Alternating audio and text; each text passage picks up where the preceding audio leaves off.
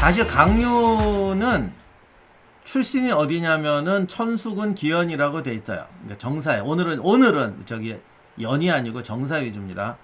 천수군 기연이라고 그랬어요. 그럼 이게 천수군이 어디냐면 중국 지도를 놓고 보시면 그 지금의 서안, 시안 있는 그 섬서 분지를 관종 지방이라고 하는데 거기서 더 서쪽으로 가면 뭐 천수, 농서 이런 데 있어요. 그런 그 지역을 보통 크게는 이제 농서 지방이라고 하는데 그 라인은 더 서쪽으로 가 있죠. 그런데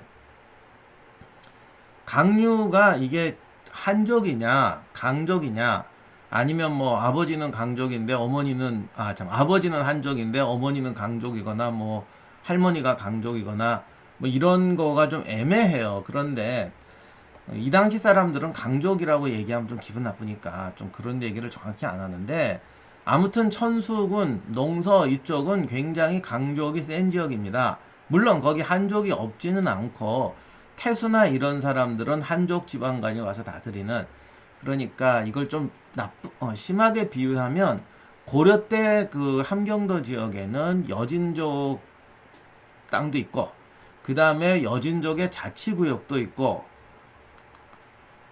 우리나라 고려인 수령과 고려인이 가서 사는데 혼거에서 사는 지역도 있고 그런데 요 세 번째 정도에 해당하는 그 사람이에요.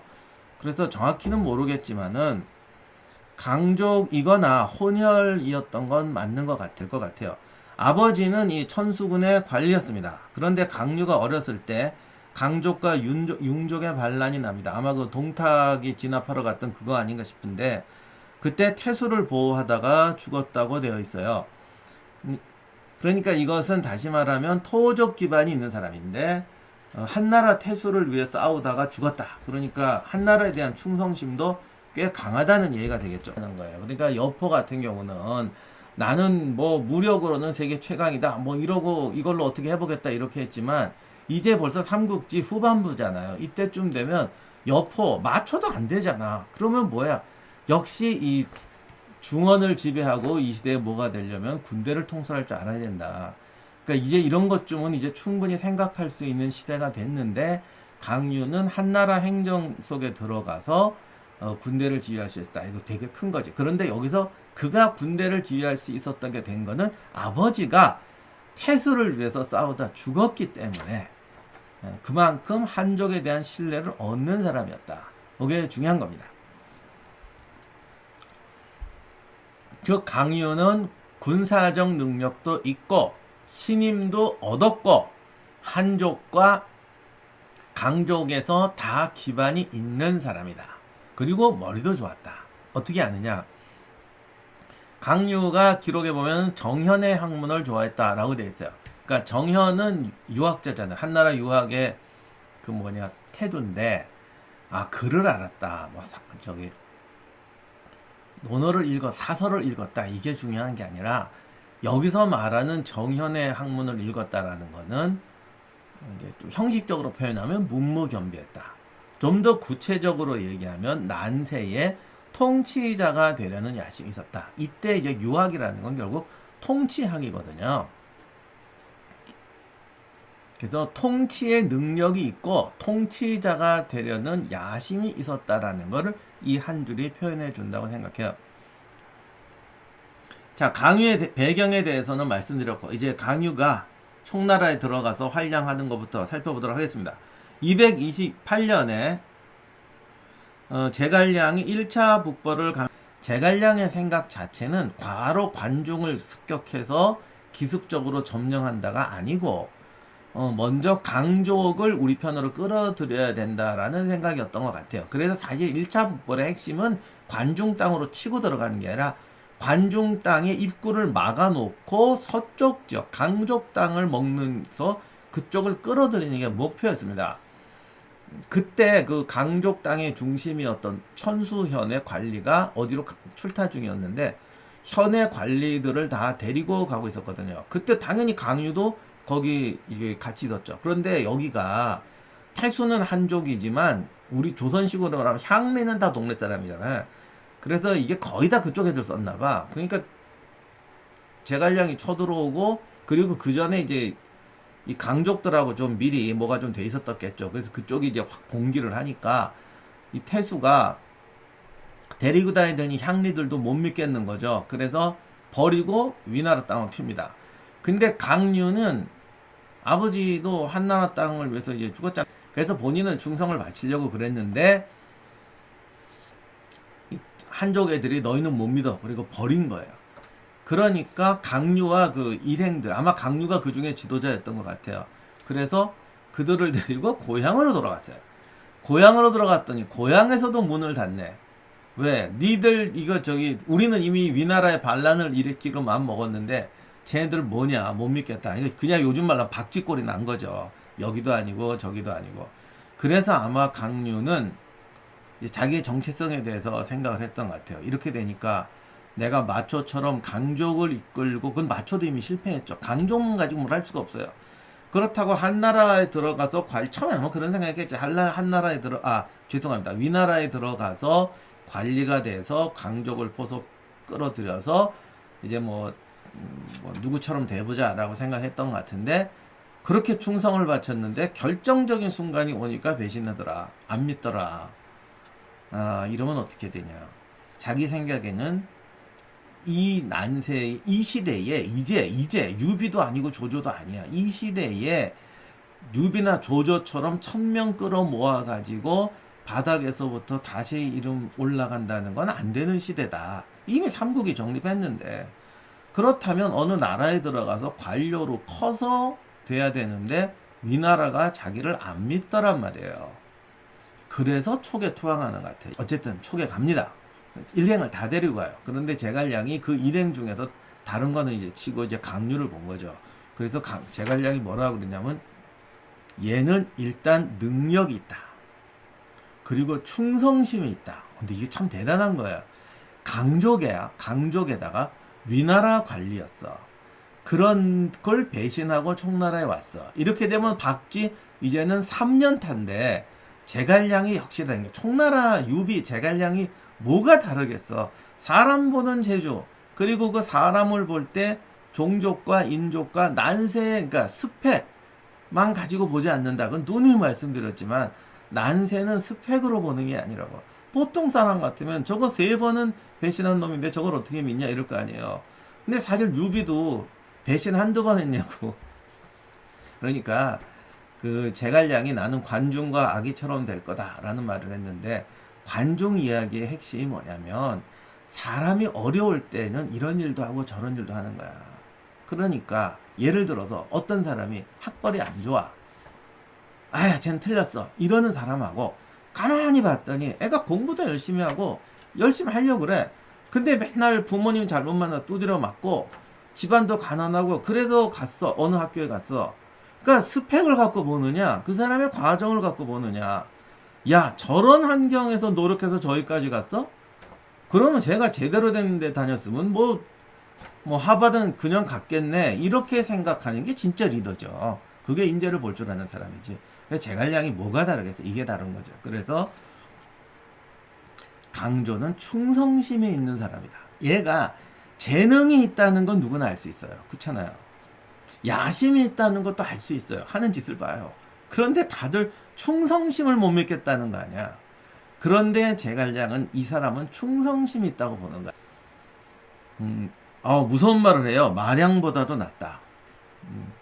그리고 대성할 인재다. 그래서 중호보병이라는, 아마 정예부대일 텐데 총나라가 뭐 기병이 있겠어. 중요한 게 보병이죠. 아마 정예부대로 생각되는 중호보병이라는 부대를 줘서 5-6천 명을 훈련시키라고 합니다. 그러니까 그리고 여기다가 또 하나 이런 말을 해요. 얘는 의리도 있어, 도량도 있어, 재능도 있어. 근데 여기서 재능도 재미난 게 능수능란하다고 그래요. 그러니까 재능이 있다라고 하지 말고 능수능란하다.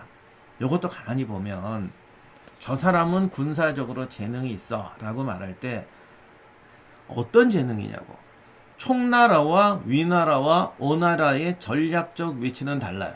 그리고 뭐 결과적으로 나중에 제갈량이 강류는 나의 후계자다, 뭐 그까지는 아니었지만, 예를 들면 삼국지 연희식으로 강류가 제갈량이 후계자가 된다 봅시다. 그러면 어떤 사람이 제가 당신의 후계자가 될 수 있습니까? 뭐 나랑 똑같은 사람, 나랑 IQ가 똑같은 사람, 이건 아니잖아. 그러니까 되게 이제 삼국지 연의 보면 강류는 제갈량의 그 젊은 판, 그리고 제갈량보다는 조금 못하지만 제갈량에서 나온 그 복제판 뭐 이런 식으로 우리가 이해하도록 되어 있는데 실제 정사에서는 그렇진 않아요. 그러니까 제갈량이 그런 바보가 아니잖아요. 그래서 제갈량은 초계라는 환경이 있어요. 그죠? 그리고 자기가 죽고 나면은 어떤 식으로 이제 싸워야 된다는 게 있다고.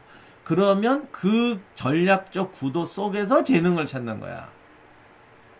그러니까 강류를 말할 때 능수능란하다라고 말합니다.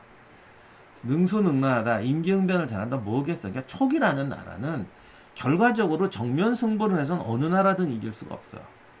그리고 공격에는 불리하고 방어에 유리할 뿐이야. 그러니까 카운터, 기회를 잡아서 카운터 펀치를 날려야 되고, 결국 산속에 들어가기 때문에 절묘한 기회를 잡아서 절묘하게 쳐야 돼.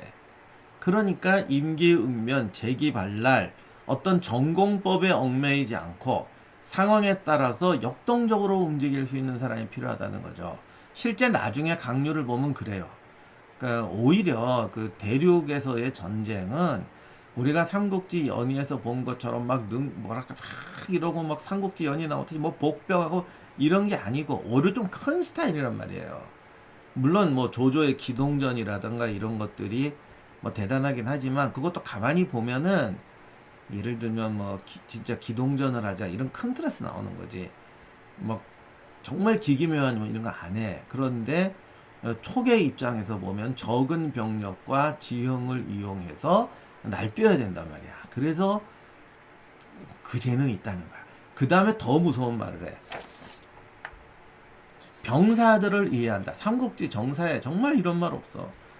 그러니까 우리는 늘 육아식으로 생각하기 때문에 병사를 이해한다. 백성을 사랑하나 보다.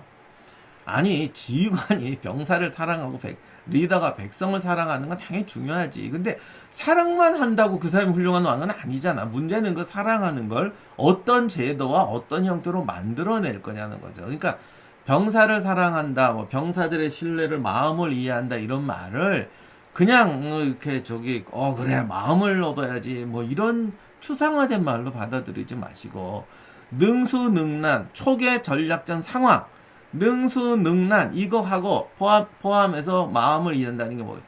나중에 강류의 전투를 보면 이게 다 설명이 돼요. 그러니까 이게 일반화된 얘기가 아니에요. 기록은 일반화처럼 돼 있지만. 그러니까 촉이라는 지형에서 군대를 응용하고 싸우고 승리하기 위해서는 역동적인 어떤 전술 감각, 어떤 역동적인 사고, 그리고 그 역동성을 실현할 수 있는, 그리고 그걸 실현하려면 정말 병사들을 특전사로 만들어야 되는데, 아니 지휘관만 머리가 발랄하면 뭐해. 병사들이 따라줘야지. 그런 군대를 만들 능력이 있어야 되잖아. 그래서 병사들의 마음을 이해한다고 하는 거예요. 여기서 강류가 병사들의 마음을 얻는다는 게 뭐겠어요. 그냥 병사들을 사랑하는구나, 뭐 병사들 업어주는 이런 거겠어. 아니야. 그들이 해야 하는 전략적 상황을 볼 때 촉은 지휘관이 재기발랄해야 되고, 그 재기발랄함을 따라주기 위해서 병사들은 비엘사 밑에서 죽어라고 뛰는 애들 같이 뛰어줘야 돼. 그런 재능이 있다라는 거죠. 뭐 특전사 5개 있는데 그 중에 하나를 맡겨보자. 왜 맡겨봤겠어? 쟤들을 가지고 데리고 가서 남들이 못하는 전투를 할 수 있는 그런 애들을 만들어낼 수 있는지 한번 테스트 해보자. 내지는 그거를 증명해라. 그래야 내가 너를 더 크게 써주지 않겠니. 그거 아니겠어요. 예, 삼국지 보면 이런 기사, 뭐 병사 6,000명을 줘서 해본다 이런 거 없는데, 강류를 이게 과연 그냥 너 한번 쟤들 갖고 뭐 좀 만들어 봐라 이런 거겠냐. 아니면 제갈량이 자기가 또 1차 북벌을 해봤잖아. 이제 북벌을 해야 되는데 총나라 군대는 어떠해야 된다. 이런 군대를 만들기 위해서는 어떤 지휘관이 필요하고 어떤 훈련이 필요하다. 그거를 알고 한 말이겠느냐. 저는 후자라고 생각합니다. 그리고 실제 그 다음에 벌어지는 강유의 전투를 보면 확실히 그렇게 해요.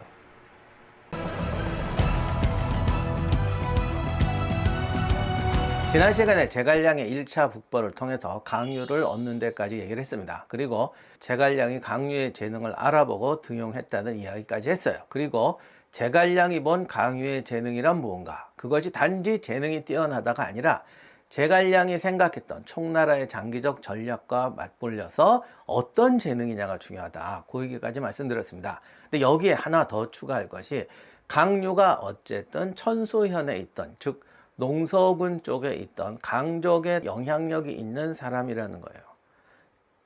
요게 왜 중요하냐면 제갈량의 1차 북벌의 목적부터 생각해야 되는데, 제갈량이 1차 북벌을 할 때는 먼저 무조건 기습적으로 관중을 점령하는 게 중요한 게 아니라, 점령하면 뭐하냐, 그 다음에 통치하려면 인구와 자원이 있어야 된다. 근데 촉에 있는 자원과 인구로는 촉을 지키기도 버겁다. 그러면 어떻게 해야 되느냐, 강족들을 끌어들이자, 이런 전략을 세웠던 것 같아요. 그랬기 때문에 강유가 또한 소중했던 거죠. 그 뒤로 제갈량의 북벌은 전략적으로 좀 왔다 갔다 하기는 하지만 근본적으로 강족을 끌어들이려는 노력을 상당히 진행합니다. 물론 이때 강유도 상당한 활약을 했을 것 같은데 구체적인 내용은 잘 알려져 있지 않아요. 그러다가 6년 후인 234년 제갈량이 사망하고 나서부터 강유의 본격적인 활약이 시작됩니다. 삼국지 연의에서는 강유는 그냥 제갈량의 축소판 정도로 설명을 해놨습니다. 그러나 실제 강유는 제갈량하고 많이 다릅니다. 그리고 강유가 통치자로서의 재능, 그러니까 점령한 다음에 그곳의 총독으로서 관우, 형주를 다스리던 관우처럼 문무를 겸비한 인재였던 것도 맞는 것 같고 본인도 그걸 추구했던 것 같은데, 아무튼 제갈량의 통치 능력까지는 아닌 것 같아요. 그래서 대신에 강유는 제갈량에게 없던 군사적 재능이 있었죠. 그 군사적 재능이라는 것은 제갈량의 전략적 재능이 아니라 그야말로 특전사령관으로서, 야전사령관으로서의 전술적 능력입니다. 물론 전략적 해안이 없었다는 건 아니에요. 제갈량하고 비교했을 때는 아무튼 전술적 능력에서 장점이 있었다. 다만 제갈량의 통치 능력은 아무래도 좀 안 되니까 제갈량은 자기가 죽으면서 통치자로서의 후계자는 장환, 군사적 분야의 후계자로서는 강유를 선택을 했습니다. 238년에 강유는 장환을 따라서 한중에 주둔합니다. 장환은 제갈량 정책의 계승자였지만 다만 제갈량처럼 일선에서 군을 지휘하지 못했던 것 같아요. 그러니까 하여간 이게 장점이야 단점이야, 제갈량 같은 사람은 없어. 그래서 2명의 분신을 만들었어. 어떤 의미로 보면 더 나을 수도 있겠죠. 뭐 하여간 그래서 장환은 평생 병참과 징병 같은 제갈량의 반쪽을 수행했고 나머지 반쪽, 야전에서는 강유가 수행을 합니다. 이렇게 해서 북벌의 선봉이 되는데, 이때 강유는 역시 관중으로 직접 치고 들어가는 것보다는 제가 이제 서정이라고 표현할게요. 농서 쪽으로 가서 강족의 기반을 만드는데 더 주력하게 됩니다. 물론 이것은 촉의 기반이 없었던 강유로서는 제2의 마초라고 할까, 농서 지방의 인력과 자원을 장악함으로 해서 자기의 존재 가치를 높일 수 있었던 거죠. 그러나 촉의 입장에서 보면 이게 좋다가도 애매한 거예요. 그러니까 제갈량이 있는 상태에서 강족의 땅을 지배한다라는 거 하고, 제갈량이 죽은 상태에서 강유가 제2의 마초가 된다. 이거는 필요한데 찝찝하단 말이죠. 그러다 보니까 제갈량 사후에 촉의 이 원정 계획을, 촉의 북벌을 장악했던 사람은 장환과 강유 그리고 비인데, 비도 문무겸비의 장군이었던 것 같아요. 그러나 여기서 이제 동쪽 상용 쪽으로 나갈 것이냐 아니면 강족의 땅으로 갈 것이냐, 이것 때문에 굉장히 애매했던 것 같습니다. 장환은 어쨌든 제갈량의 유지를 받아서 강유를 키우고 강유를 통해서 농서를 장악하고 들어간다는 플랜을 추구하려고 했던 것 같은데, B가 그게 아니라 이제 상용으로 가야 된다, 상용으로 가서 이쪽 땅을 장악해야 된다, 이런 식의 논리를 폈던 것 같아요. 근데 촉의 입장에서 보면 이게 어느 쪽을 가도 찝찝하단 말이지. 그러니까 이럴 때 좋은 방법이 양쪽 다, 그러니까 한쪽에다 전적으로 의존하면, 그러니까 행정에 장환을 놓고 B가 상용을 장악하고 강유가 농서로 간다. 야, 이건 정말 아름다운 계획이죠. 그런데 세상이 너무 아름다우면 이게 또 문제야. 너무 힘들단 말이죠. 거기다가 촉의 전력 가지고는 이 양쪽을 동시에 공략할 수가 없었던 것 같아요. 정확한 사정은 모르지만 그림은 좋은데 장환 비, 강류 참 아름다운데 하여간 이게 진행이 잘 안 됩니다. 아무튼 장화는 동쪽으로 비, 서쪽으로 강류, 이거 참 아름다운 포메이션이었는데 243년에 강류가 뭔가 히트를 한번 칩니다. 농서로 가서 곽해와 하우페를 격파하는 성공을 거둡니다. 물론 그때 이 지역을 완전히 점령하지는 못하고 돌아오게 되지만 절반의 성공에 불과하지만 그래도 이게 어디야. 더욱이 곽해와 하우페를 격파했다는 건 대단한 것이죠. 물론 이때 이제 위나라 기록을 보면 강류가 곽해한테는 차마 덤비지 못하고 요거는 이제 하우페가 약하다고 해서 하우페만 노렸다고 하는데 뭐 어쨌든 전쟁이라는 약한 놈 노리는 건 당연한 것이고 그런 판단력을 가지고 그걸 작전을 진행시켰다는 건 능력이 있다는 거죠. 이렇게 돼서 강류의 주가가 훅 올라가는데 그럼에도 불구하고 이 촉은 이게 망설이고 전적으로 강류를 밀어주지 못합니다.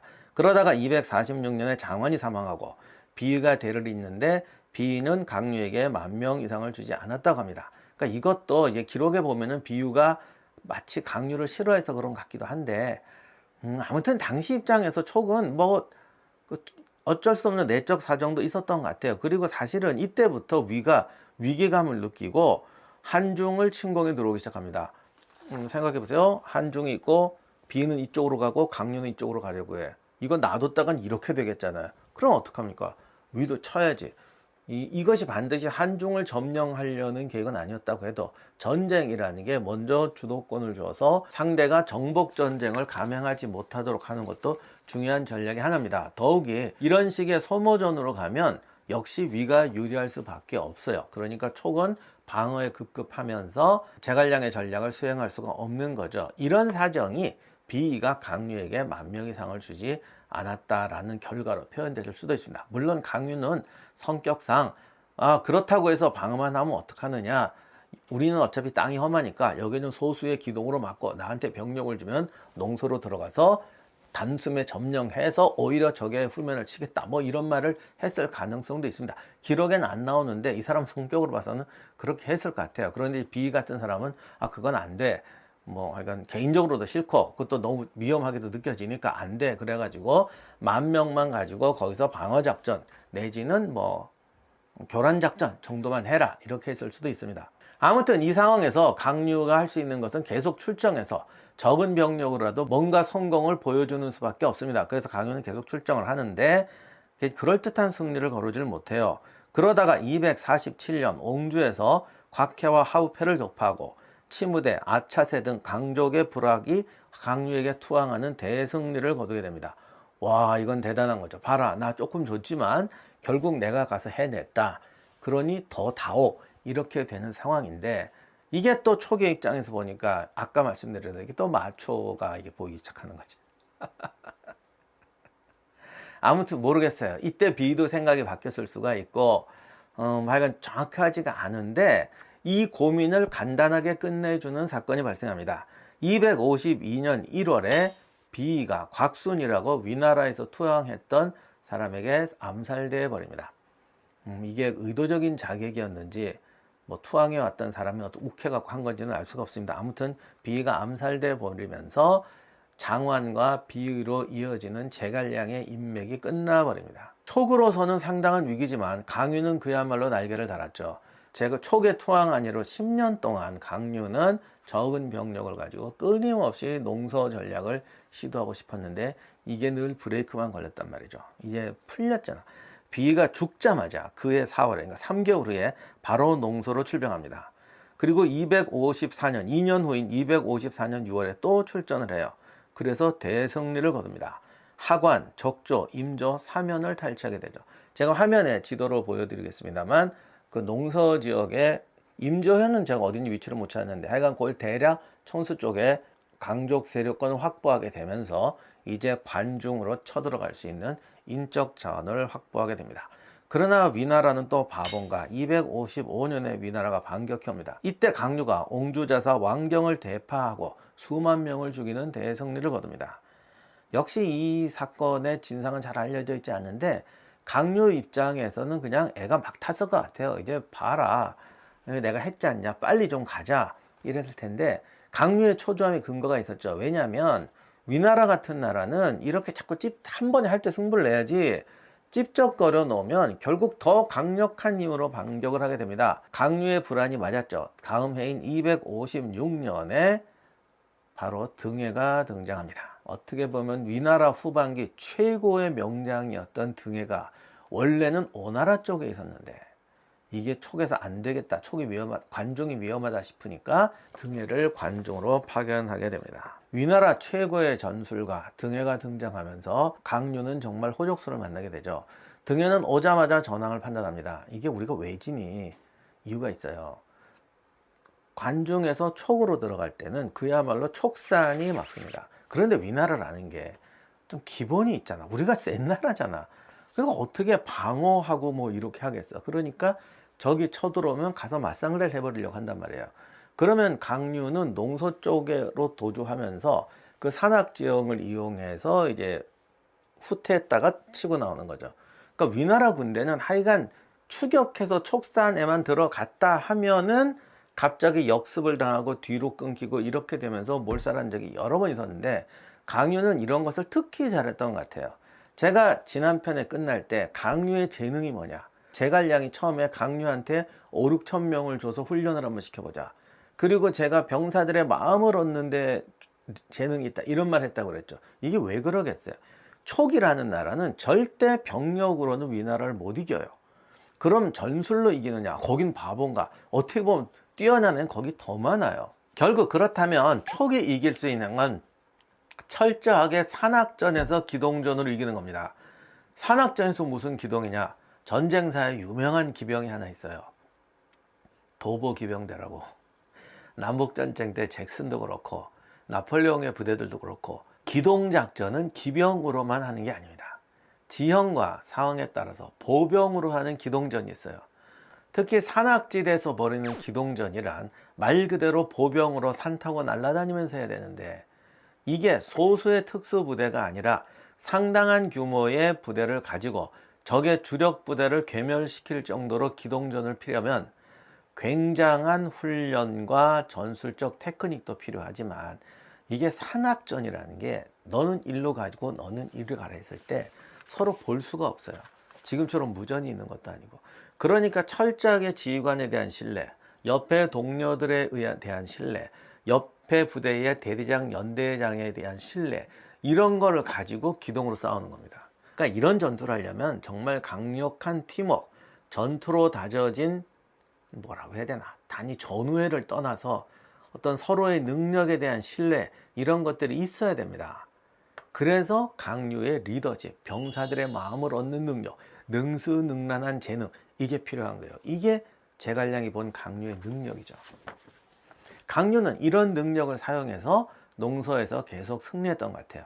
그런데 문제는 등해가 이걸 알아요. 그리고는 강류의 전술에 대한 대항 논리를 찾아냅니다.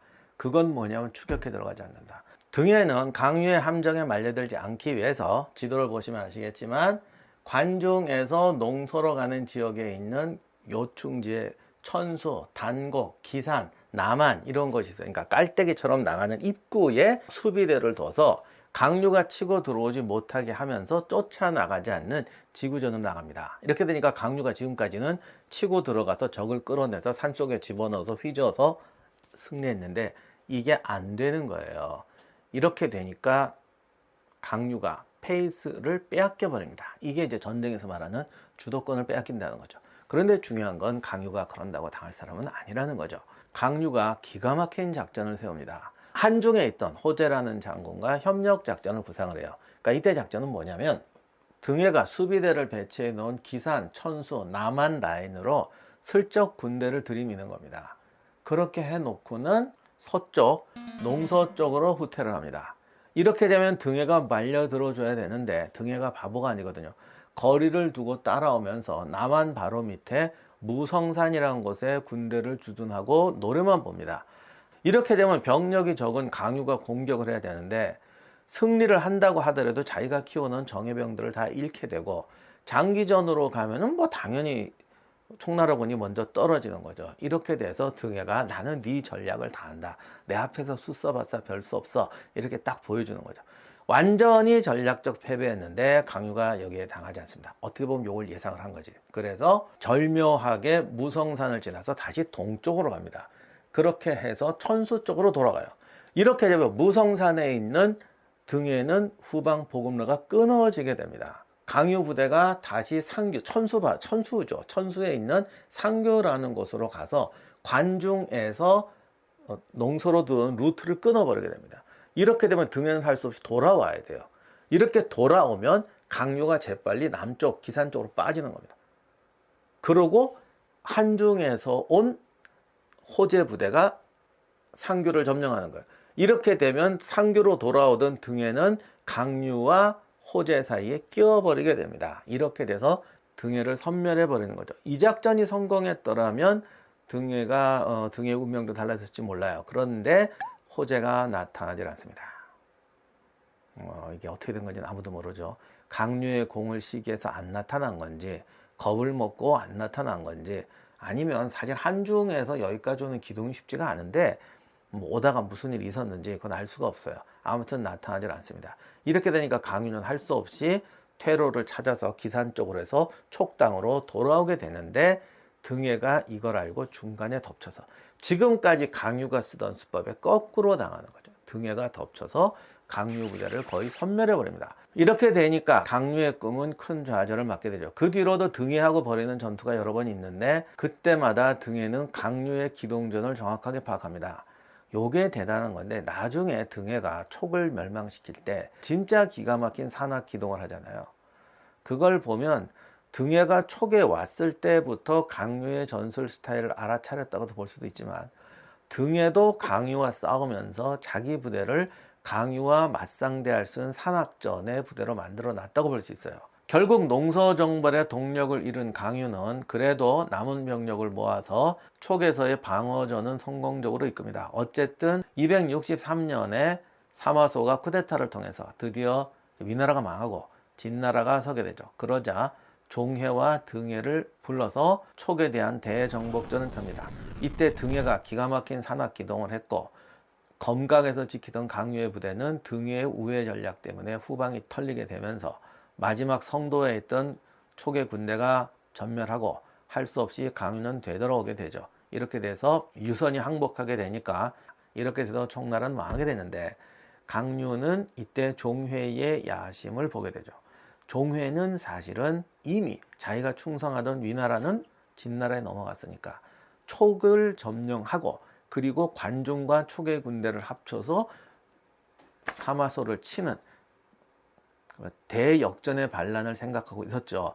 그런데 강유 입장에서는 유선이 항복해 버렸으니까 이제 종이하고 결탁해도 배신이 아닌 겁니다. 이렇게 돼서 둘이 짝짝꿍이 돼서 등해를 모함해서 죽이고 종해와 강유가 촉의 항복군을 무장시켜서 성도에 남아있는 등해의 분단을 이제 제거하고 반란을 일으키려고 하는데 이때 이게 누설되어 버립니다. 그래서 강유가 이제 무장 해제당한 총나라 병력들에게 무기를 나눠주고 있을 때 등해의 부하들이 덮치게 되죠. 정말 어떻게 보면 영화같이 아슬아슬해요. 결국 강유와 장익은 마지막 순간까지 칼을 뽑아들고 백병전 하다가 적병을 한 5명을 베어 넘겼다거나 그리고는 전투 중에 살해되게 됩니다. 그래서 만약에 강유가 종해와 합해서 쿠데타가 성공했거나 성공까지는 안 해도 다시 촉을 장악하고 위나라와 일진일퇴 하다가 죽었다고 하면 적어도 죽을 때까지는 좀 해피엔딩으로 끝났다면 강유를 모델로 한 무슨 촉산의 길이나 이런 건 좀 이상한가. 하여간 날아다니는 전술가. 이거 제목이 너무 유치한데 하여간 그런 이야기로 뭔가 하나 나왔을 것 같은데 안타깝게도 꿈을 이루지 못하고 죽었기 때문에 해피엔딩만 새드 엔딩 아니고 피살만 되지 않고 해피엔딩으로만 끝났어도 강유 이야기는 좀 더 이렇게 매스컴을 탔을 텐데 정말 안타깝습니다.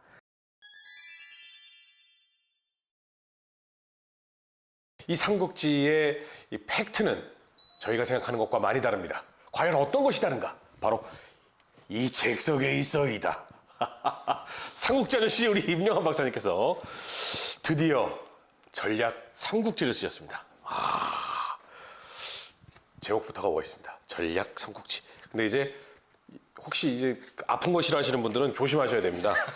제가 딱 첫 번째 1부의 시작이 정사 삼국지와 소설 삼국지입니다. 예, 여기 팩트 폭행 맞기 싫으신 분들은 조심하는 게 좋을 것 같은데 제가 얘기한 이 부분도 약간 소설이죠? 예. 요거 어떤 책인지 간단하게 말씀해 주신다면. 그러니까 사실 삼국지가 소설로 유명한 바람에 네. 그 진짜 정사에게는 많이 빠졌는데 네. 사실은 정사 삼국지 자체가 굉장히 교훈이 많은 책이고 다이나믹한 책이에요. 네. 그러니까 소설 삼국지도 명나라 때 나온 게 아니라 삼국시대 끝나자마자 수많은 이야기가 만들어진 거를 여기다 편집한 거거든요. 그렇죠. 그래서 삼국지 자체가 역사 자체가 되게 흥미로운 책인데 네. 이게 소설로 넘어가니까 정말 재미난 역사가 다 죽고 수많은 교훈이 죽었어요. 그 다음에 이제 전투 장면은 사실 삼국지 소설의 전투 장면은 맨날 매복, 네. 화공, 모종강이 그랬더라고. 이 수많은 전투 장면을 봐라. 똑같은 게 하나도 없다. 맞는 말이지. 근데 다 뻥이란 말이야.